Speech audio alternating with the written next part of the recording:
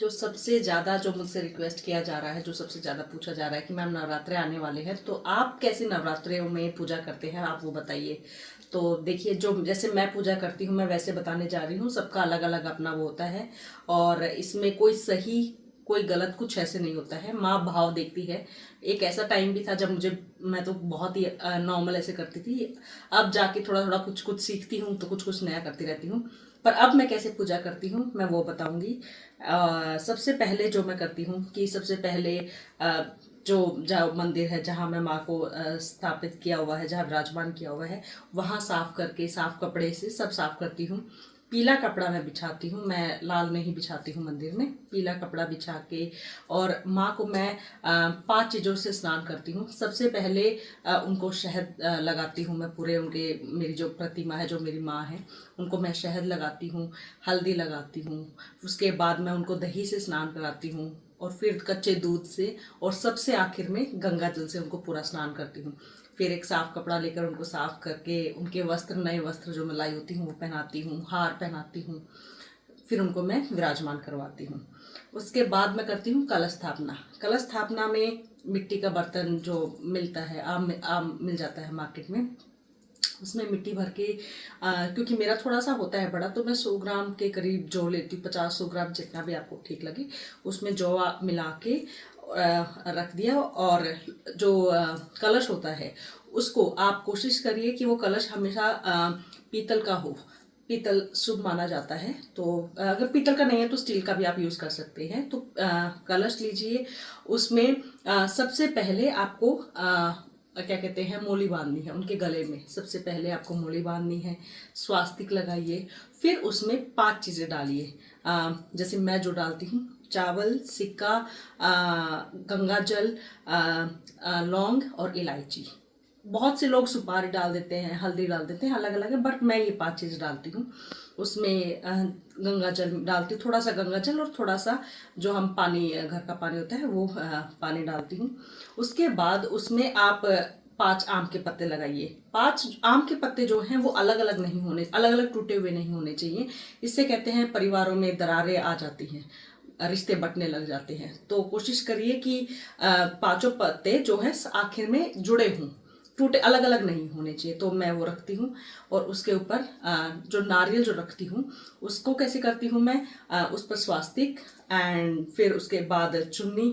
मैं जो छोटी चुन्नी आती है माता की, वो चुन्नी, और जितने की नवरात्रों में आप अरदास लगा रहे हैं, जो भी आप मन्नत मांग कर पूजा कर रहे हैं, उतने आपकी श्रद्धा अनुसार आप 11 रुपये ले लीजिए, 101 ले लीजिए, जितना भी आपका मन कर रहा है वो पैसे रख के, एंड कलावा से एक धागा, मतलब जो कलावा होता है वो बांध दिया जाता है। और फिर उसमें उसको मैं कलश पर स्थापित कर देती हूँ। कलश स्थापना मैं करती हूँ। जो कलश स्थापना है कुछ लोग अलग से करते हैं, पर मैं जो मिट्टी का बर्तन है, जो मिट्टी, उसमें मैं कलश स्थापना करती हूँ। जब ये जो वो मिट्टी का बर्तन है उसको रखने से पहले भी उसके नीचे मैं थोड़े से चावल ज़रूर रखती हूँ। और जैसे मैंने माँ को भी जहाँ विराजमान किया था वहाँ भी मैं नीचे थोड़े से चावल ज़रूर रखती हूँ।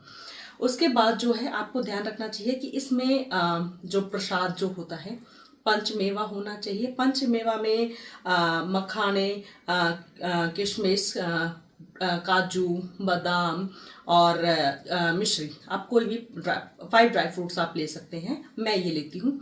और उसके बाद 5 प्रकार के आप फल ले लीजिए, जो भी आपको इजली मिल रहे हैं प्रसाद के लिए। और जो मेरी जोत होती है, वो अखंड जोत मैं जलाती हूँ 9 दिन। तो जोत जो होती है, अखंड जोत जो होती है, वो हमेशा एक जो धागा आता है, सूत का धागा जो आता है, जिसे हम कलावा भी कहते हैं, उसकी बनाती हूँ मैं। उसकी जोत जो होती है वो सबसे पवित्र मानी जाती है। तो मैं उसकी जोत बना के जोत जलाती हूँ, अखंड जोत जो जलाती हूँ। और इसमें एक चीज़ और है, जो जिसमें मैं, जिस थाली में मैं सारा कर रही हूँ, उसमें आप हर चीज़ में स्वास्तिक जरूर बनाइए। स्वास्तिक जो होता है ये बहुत बहुत पॉजिटिविटी क्रिएट करता है। तो जो थाली होती है उसमें भी मैं स्वास्तिक बना के जोत, पंचमेवा, 5 प्रकार के फल, एंड माँ का श्रृंगार जो होता है वो उन्हें पहनाती हूँ, जो मैं श्रृंगार लेकर आई हुई होती हूँ। और कुछ पैसे, कुछ भी दक्षिणा जो आपका मन कर रहा है। और उसके बाद मैं गणपति जी को नमस्कार करके, गणेश जी को हाथ जोड़कर नमस्कार करके जोत जलाती हूँ, उनको पहले ध्यान करती हूँ, फिर माँ की पूजा करती हूँ। और जैसे एक चीज़ और, मैं जैसे मैं जो भी मैं पढ़ती हूँ, जैसे जो करती हूँ, वो मैं आपको, जैसे अभी नवरात्रे आएंगे तो मैं डेली आपको कि मैं क्या पढ़ती हूँ, तो वैसे तो मैं पूरी बुक एक ही दिन पढ़ती हूँ, लेकिन आपको मैं एक एक अध्याय, क्योंकि उसमें 13 अध्याय हैं, तो मैं रोज आपको एक अध्याय 9 दिन में किसी दिन 2 अध्याय पढ़ लेंगे, तो मैं आपको इन नवरात्रों में वो अध्याय आपको एक आम भाषा में जो आप समझ सके आपको डेली पढ़कर सुनाऊंगी। और अगर आपको कुछ डाउट है कि मैम हमें ये नहीं समझ आया, तो आप मुझे कमेंट्स में पूछ सकते हैं, मैं डेफिनेटली आपको जवाब दूंगी। और ये जो पूजा करने की विधि है ये मेरी है, मैं करती हूँ ऐसे, तो अगर कुछ आपको गलत लग रहा हो तो माफ़ करिए, बट मैं ऐसे ही पूजा करती हूँ। और इसमें कुछ लोग बोलते हैं कि मैम नीचे सोना ज़रूरी है क्या, तो ये बिल्कुल आपकी मर्जी है, क्योंकि मैंने किसी पॉडकास्ट में बताया था कि मैं ऐसे सोती हूँ।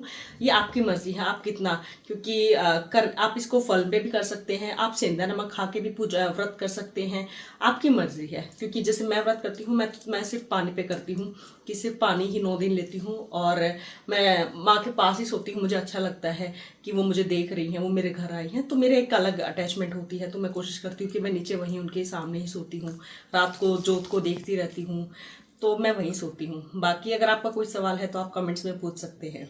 जय माता दी।